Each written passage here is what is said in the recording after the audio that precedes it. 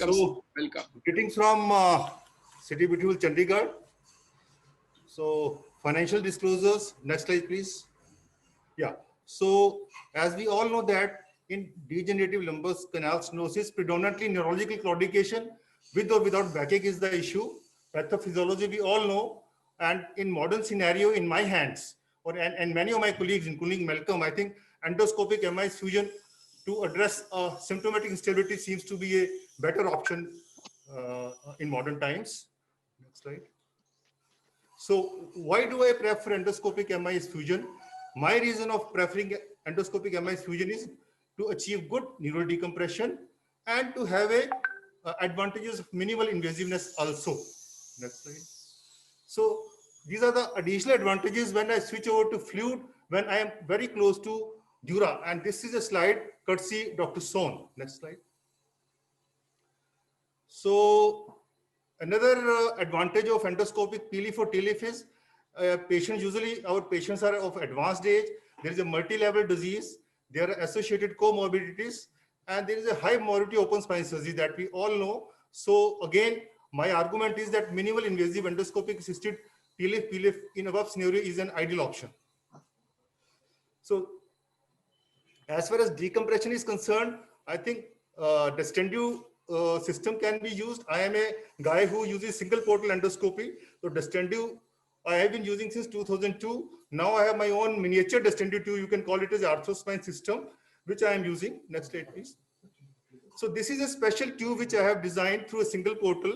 When I have to use a cage, then I switch over to this tube. It has a port for the scope, one for the suction, and there is adequate space for a cage to enter into the space after you've done all the preparation work. This is a instrumentation. This is a 30-degree scope which we use in knee arthroscopy. I mean, very conventional instruments and very cost-effective, most cost-effective instrumentation. This is again a endoscopic. This is again a MIS fusion instrumentation designed by Jesco. Next slide. Again, when you're using a fluid medium, you have to bring in the burr and a RF wand, which adds to the cost also. Although there are some special advantages also.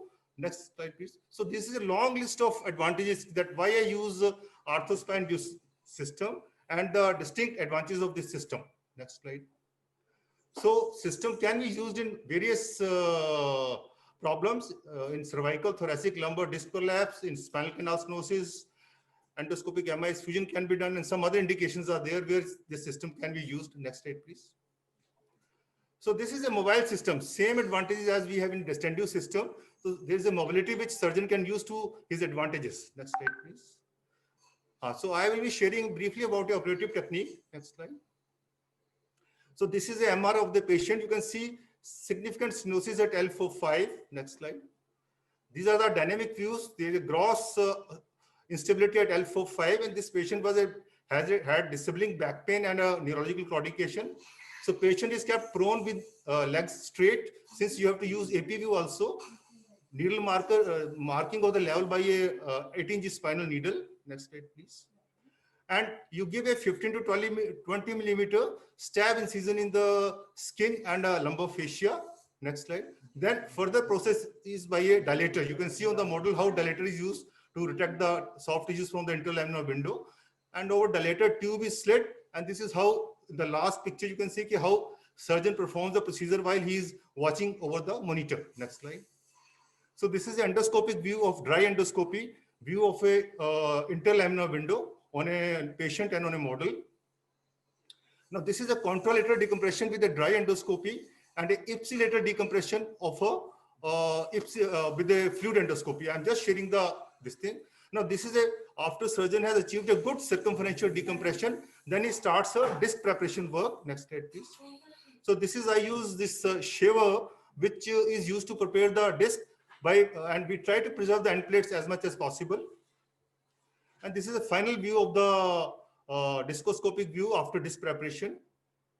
And this is a red dot phenomenon. This is a problem which I usually face when I'm very close to dura. So here I use the advantages of a fluid. I switch over to fluid, and you can see the picture of under the fluid endoscopy. You can see how clearly the disc is visible. And I am using a RF band to control the bleeding. Next slide, please. And this is again, I am preparing a disc with the shaver blade. And then I have, this is endoscopic view of the disc inside view, and finally position of the cage in the disc. This I have used under fluid. Next slide, please. And these are the intra pictures. And finally, monolateral or a unilateral fixation I usually use in low grade slips. So post-op protocol is tailored to the individual need. Mobilization out of bed same evening. Posture care and exercise program same evening is started, and return to heavy work after 6 to 8 months. Next slide, please. So these are cases. This is a post-op 9 months post-op patient where you can see settling of the cage in the end plate, but patient is doing pretty well. No back pain, no leg symptoms, and he is very happy with the, and good fusion is occurred at the L4-5. And this is another patient. Next slide.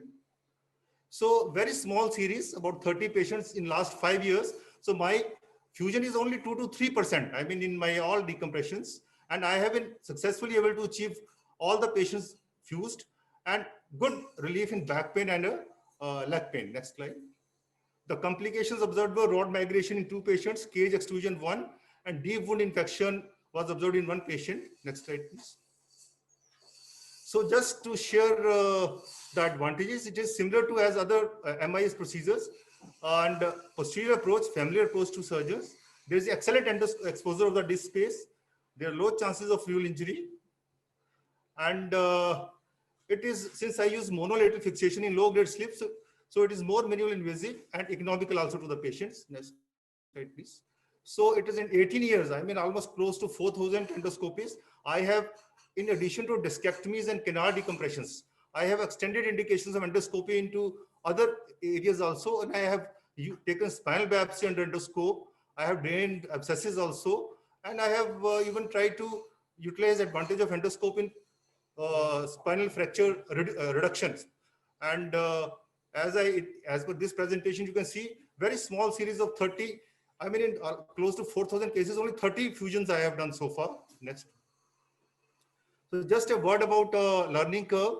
I mean, the guys who want to learn these techniques must visit a master where these techniques are being regularly done. Then he should attend cadaver workshops, and then finally he should start doing these procedures in his own theater. Next slide. And final thoughts. Great improvements have been achieved in developing endoscopic spine techniques and tools in treatment of spine disorders. Patients seem to benefit, and evidence-based medicine support outcome of these techniques. Thank you very much. Dr. Kaushal, a wonderful presentation and fantastic application of the Destandus in fusion. This is something that the world has watched perhaps for the first time. Unbelievable and brilliant presentation on your part. Like I mentioned, the modification of the tube, the arthrospine system that you have developed by using fluid and air as interfacing is a fantastic application of your genius capabilities. And I'm really in appreciation of that. And I think the rest of us who are watching this presentation will also be of the same opinion. Excellent, sir.